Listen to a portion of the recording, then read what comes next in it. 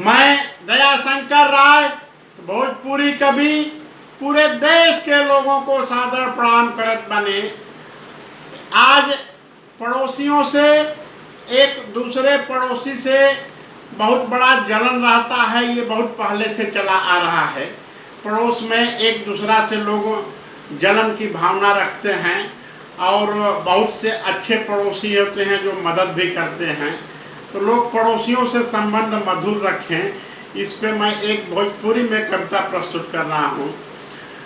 पड़ोसी को पड़ोसी से जल्दी नाही होला मेल, पड़ोसी को पड़ोसी से जल्दी नाही होला मेल, कहीं कहीं मारपीट होला जाला लोग जेल। पड़ोसी का एक दूसरा से बहुत रहेला जलन, पूरा देश दुनिया में इहे बाटे चलन। पास पड़ोस में सब केहू अपना के बनेला बड़का, पास पड़ोस में सब केहू अपना के बनेला बड़का, चाहे वो बूढ़ा होके चाहे होके लड़का, चाहे होके गांव चाहे होके शहर, चाहे होके गांव चाहे होके शहर, हर जगह का पड़ोसी खूब बोलेला जहर।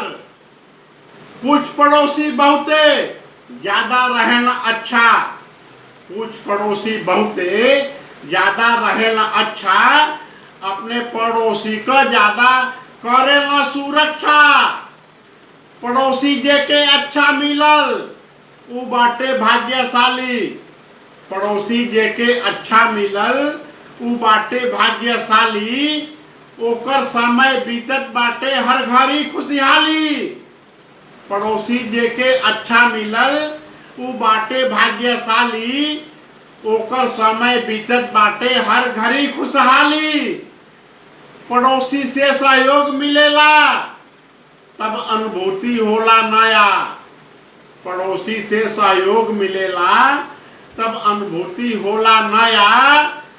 सब पड़ोसी से मिलके रहें निवेदन करे न दया, पड़ोसी से सहयोग मिलेला तब अनुभूति होला नया।